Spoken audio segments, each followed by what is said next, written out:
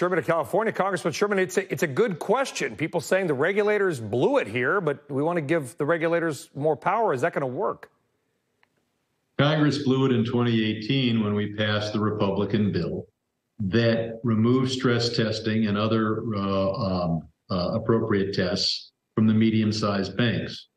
The regulators not only looked at the text of that bill, they took it as a signal that they were supposed to back off from the medium-sized banks. They shouldn't have taken it as a signal because it was the wrong bill to be passed at the wrong time. Unfortunately, I think they saw what was happening at Silicon Valley Bank, and they gave the bank advice without demanding that it be followed. Now, Congressman, with due respect, I have spoken with many people inside the world of banking who said that rollback probably didn't play much of a role at all because even if they were additional stress tests, that they would have likely passed because they held long-term U.S. bonds and mortgages on their books. They weren't doing anything, quote, inherently risky that would have tipped off those stress tests anyway. Your response to that? What could be more risky than holding long-term bonds of any sort at a time of rising interest rates? And you know, any stress test worth its name would involve the stress of interest rates going up and the interest rates going down.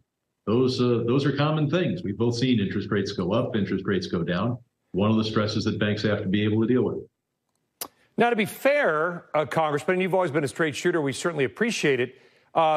Democrats had pretty much a one-party system for the better part of about 2 years' time, got a lot done in that time. Why was this reversal of that rollback then not, sort of top of mind for Congress? You have to understand Congress. Democrats were not in control. For certain fiscal budgetary matters, we could pass one bill. But for anything else, and this certainly fits in that category, nothing could be passed without 10 Republican senators. And I don't think there was a single Republican senator calling for stricter bank regulation. Now, Congressman, I was looking at the Open Secrets donor list before the show. Any of our viewers can go on and look it up and put in some names of whoever they want. And many high-ranking members of the Senate and the House, both parties, by the way, have taken hundreds of thousands or even millions of dollars from big banks. In some cases, they are their biggest donors. I will say this. You have not taken money that I could see of any size from Wall Street. There's a credit association. That's to your credit, by the way, Congressman.